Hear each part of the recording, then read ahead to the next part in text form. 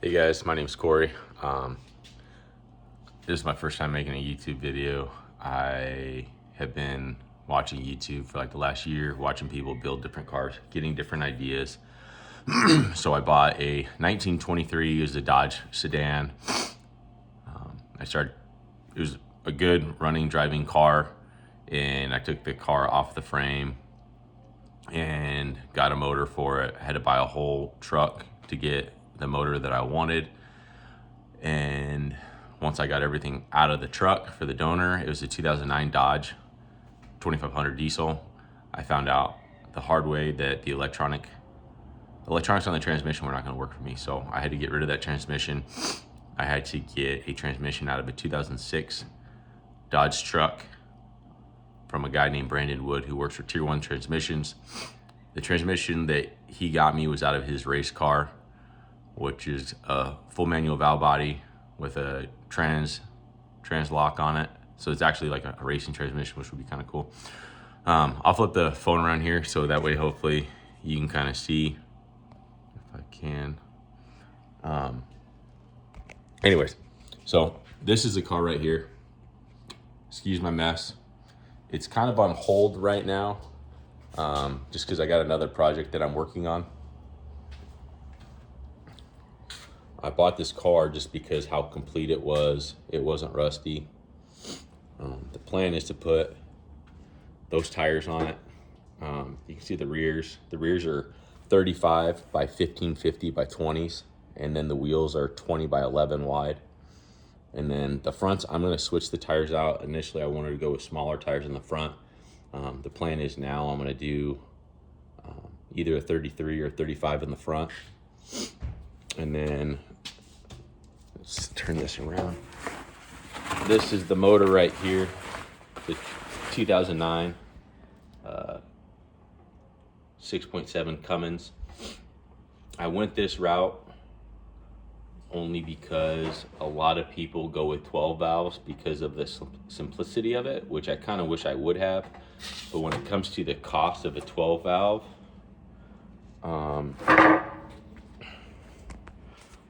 I could not find any 12 valve motors that were like super affordable in the build and how I wanted to build it. Another thing about the 12 valve that I wasn't a fan of, and maybe you guys will have a different opinion than I do, but to build any substantial amount of power out of a 12 valve, there's a lot of mechanical parts that need to be changed, and they're not cheap and it's not easy to do. I chose to go with this 2009 6.7 because it's got 350 horsepower right now. I can get a standalone wiring harness from Fire Punk Diesel, and I can have someone tune this motor, and I can get this truck or this car, I can get it to 550 horsepower relatively cheap. And also, in my opinion, I think from the research I've done, the videos I watched, the 6.7 motor and block is probably one of the strongest blocks overall out of all the Cummins configurations. Like I said, the transmission was an issue because the 60 RFE, from the information I got from transmission shops, the TCM needs to communicate with so many different electrical components that the transmission would not function or work how I needed it to work. So that's when I was suggested to go with either a hydraulically controlled, like a 47 RH. So I started looking for one of those, and that's when I stumbled upon the 48 RE that was already built and has a full manual valve body in it. Again, like, I am not a mechanic. That's not what I do. I've learned a lot through this process of what I'm doing. I still don't know if you guys have done this before. Please reach out, share your experiences. I'm trying to see if I can switch over so you guys can see the transmission right here. So my plan is to get this car running and driving over the next couple of years. I will post videos as we do it. My goal on this car is to build my own suspension and frame for it. I'd like to do a 3-inch I want to do a 2x4 rectangle tubing that's a 1/4 inch thick, and then I'm going to channel it inside the body 3 inches, so I have 1 inch to protect the body, because I don't want to slam it on the ground. I want to slam it on the frame and protect the body as much as possible. And then I want to run airbags, that way I can adjust the right height and I can get as low as I want. I'm not a professional builder by any means. I'm just trying to figure out things as I go. I've talked to a lot of people. Simon Says Garage is a really, really good channel that I really enjoy watching. I've actually reached out to him a couple times. He's answered all my questions I've had with him. Super nice guy. There's another guy named Dustin Duke. He lives in Tucson, Arizona. He was actually nice enough. I got to meet him at a car show. He gave me a ride in his car, and kind of like, he's the one that lit the fire under me about I wanted to do this. He's also been a really nice guy, so I want to say thanks to both those guys. But my goal is to try and build this thing without spending $50,000, $100,000. I think right now into this build, between the car, the motor, the trans, the wheels and the tires, I think right now I'm right around like $6,000 or $7,000. I'm trying to keep it down that low, as low as I can. I know I have a lot of big things I'm gonna have to buy. I want to do a 2nd gen swap onto this motor, which is gonna cost me some money. I gotta build the suspension for it, which I'll probably go through Village Customs to do their airbag system, and do a cantilever with a suicide front end. So yeah, the reason why this thing's on hold though is I should probably show you my other project. So when I was dealing with the transmission issues, I decided to work on this car. So I don't know if you can see this. This is a 1948. It's a Chrysler Windsor. And what I did is I bought a 99 Dodge Cummins and I body swapped it. I had to take 36 inches out of the frame so I could get the car to fit onto the truck frame. But it's got a 24 valve and a 47 RE in it.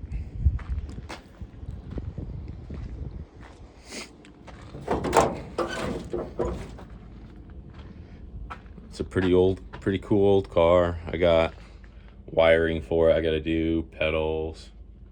I got all the glass in it. Obviously the glass is cracked, or it's got some spider webbing to it, but my goal is to not replace the glass, because the glass that's in it is all original, and I like the look of original glass. And the things that I have done to it, the suspension is completely stock, but as you can see how tall it sits, I didn't really want to do a lift kit on it. It's already got 35s on it, and it's got power wagon wheels on it.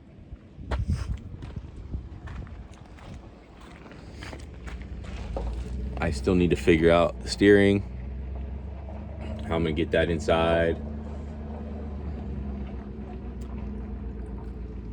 But you can see, fitment wise, there's plenty of room inside this old car to get to fit, especially with how high it sits.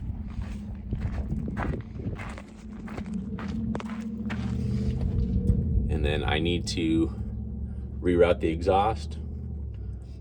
Right now it just dumps right next to the motor. All right, sorry about that, guys. I started getting a phone call, so I'm recording this from my phone. I don't have a GoPro or one of those fancy videos. I'm not very tech savvy, so if this video sucks, please tell me. But if you can, also tell me like how I can do this shit better. So what I was trying to say is right now the truck does not run. I don't know the wiring harness when I did the body swap, so I need to hook everything back up.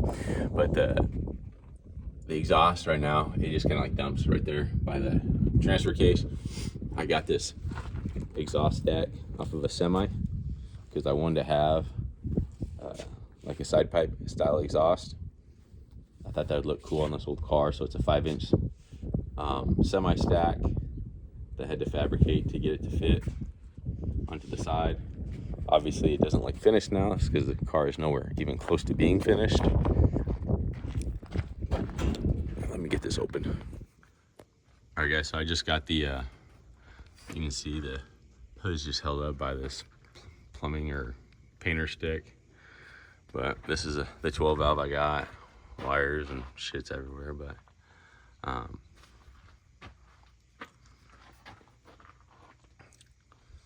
the plan is I want to put, if I can, once I get the steering done right here, I want to, directly above that, I want to build a battery tray so I can put the batteries under the hood up there off that firewall. On this side, I want to use that to put the PCM for the wiring harness. I found a video where some guys are able to strip down the factory wiring harness and able to get this motor running without buying a standalone harness. So that's what I'd like to do to try and save some money.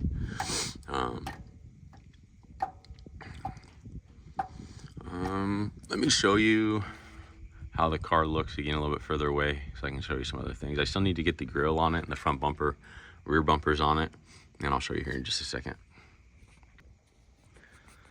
All right, so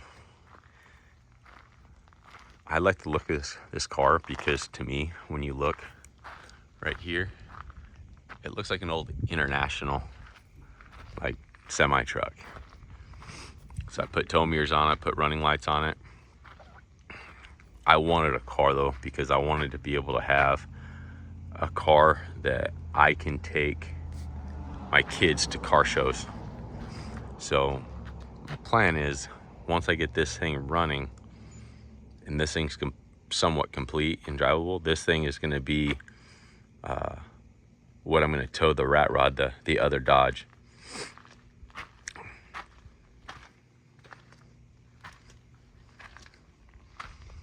So it's got the hitch.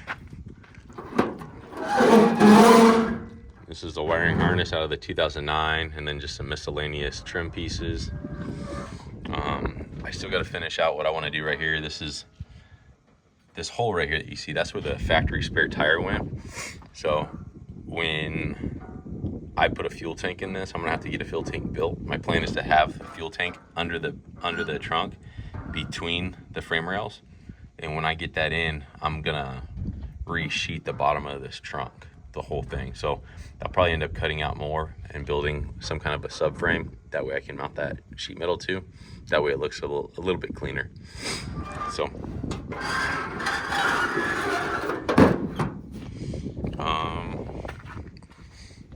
I kind of got too many projects going on right now. Because I got some vehicles. I got one, started with that 1923 rat rod. Then I bought a 1946 and a 1948 Chrysler Windsors.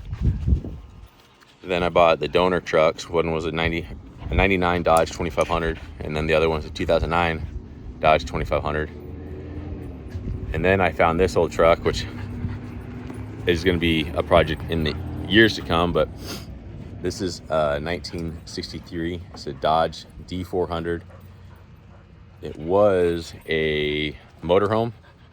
The guy that I bought it from, he was up in like northern Arizona or something like that, and it's got the 318 in it. It's got a manual transmission. I don't know what transmission. It's got a 2-speed rear-ended, but that's a 318 in it.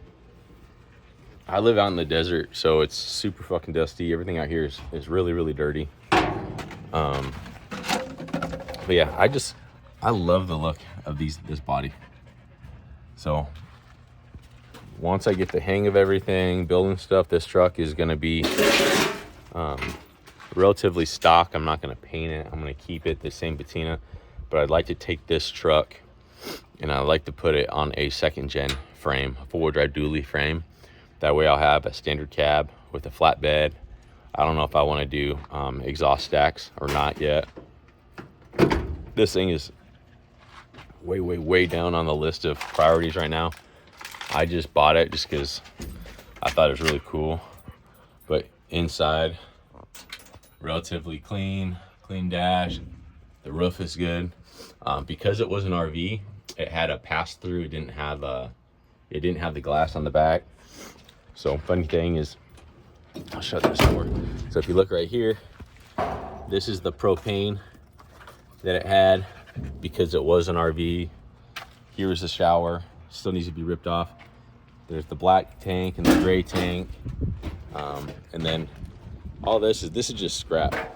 Just scrap metal. I got shocks in here. I got body sheet metal. Just the shit that I didn't need or didn't want to use. So it's stuff that I need to throw away, trash. This is a part of the frame for that 1948 Chrysler Windsor.